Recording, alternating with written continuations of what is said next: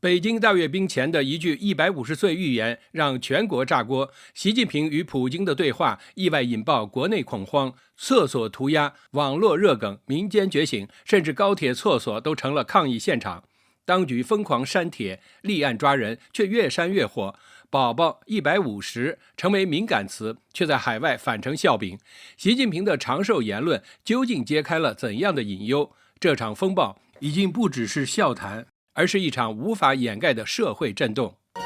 观众朋友好，这里是大时局，我是宝博。最新消息，9月8日 ，X 平台传出中共公安警情通报显示，9月6日，一名网友因在微信群转发习近平150岁视频，被指控抹黑国家领导人，可面临3到10年刑期。该视频源自9月3日天安门阅兵前，习近平与普京私下谈及器官移植、长生不老，并预测人类可能活到150岁。这番话意外引发国内民间恐慌，高铁厕所涌现，喜宝宝奔150去，14亿器官觉醒吧！北京街头甚至出现卖房潮。央视要求国际媒体删除视频，但反而引发2次发酵，让事件成为全球舆论焦点。习近平长寿言论正在引发前所未有的国内外震动。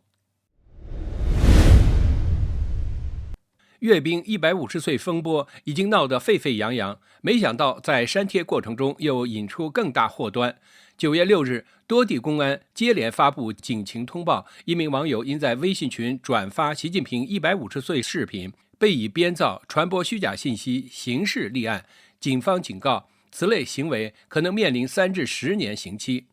这份通报立刻引发社会震动，人们注意到，习近平不仅在国内大规模抓捕普通转发者，还在国际上要求路透社、BBC 等媒体下架相关视频，并声称画面是由 AI 合成。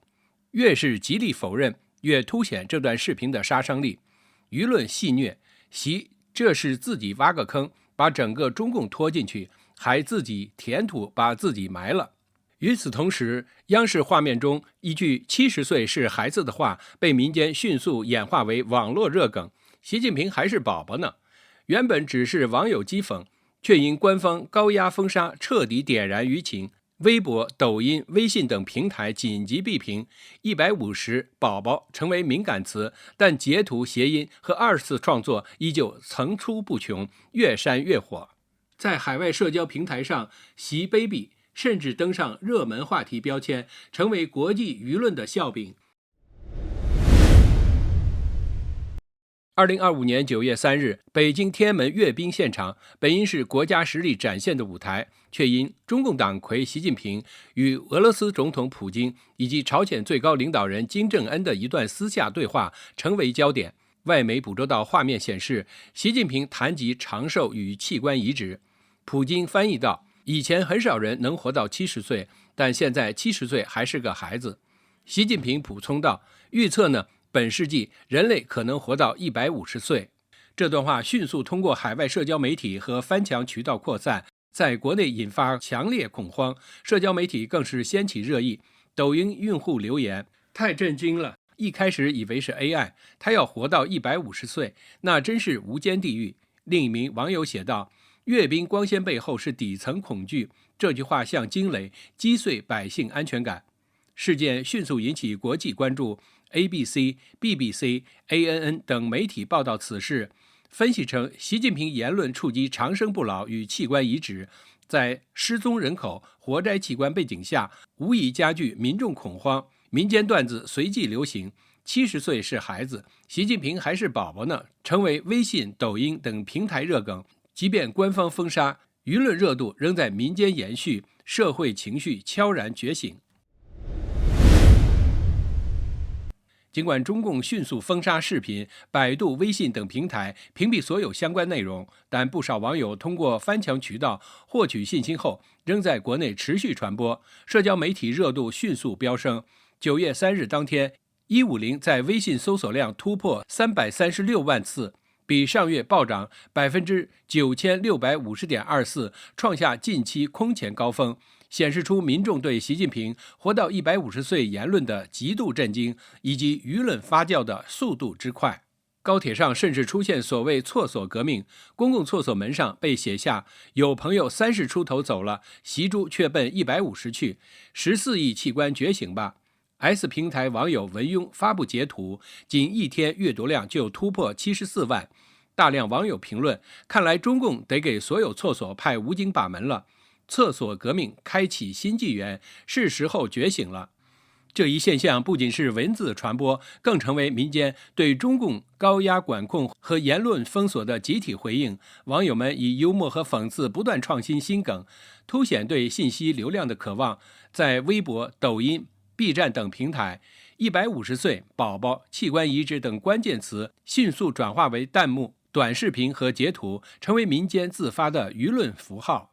更重要的是，这波舆论风暴触发了广泛社会讨论，民众在家庭、朋友圈和同事间传递信息，剖析国家领导人言论背后的现实含义。海外媒体关注后，中国网友将视频和截图分享到海外，使事件形成了内外联动的传播格局。可以说，这次150岁风波不仅让习近平和中共在国内外舆论前再次翻车，也让中国民众通过网络表达对现实的不安与警觉。从高铁厕所到网络讨论，从微信搜索到海外传播，民间觉醒正在悄然汇集，形成一股无法忽略的社会力量。习近平与普京关于器官移植长生不老的对话，在民间引发广泛恐慌，也让长期积累的社会焦虑浮出水面。多名网友反映，近年来儿童和青年频繁失踪，家庭长期无法寻回。例如，山东聊城一名母亲称，她的儿子李家龙自2025年1月2日失踪至今未果，前往学校寻找却遭保安阻拦。他在社交平台上哀求，我寻求社会上的好心人帮帮我吧，我日夜煎熬，快撑不下去了。类似案件在网络上持续发酵，一些家庭的痛苦甚至延续多年。网友指出，失踪人口年龄层出现异常变化，过去主要是小孩，现在越来越多青年也神秘消失。这一现象引发公众对社会安全和人身保障的强烈担忧。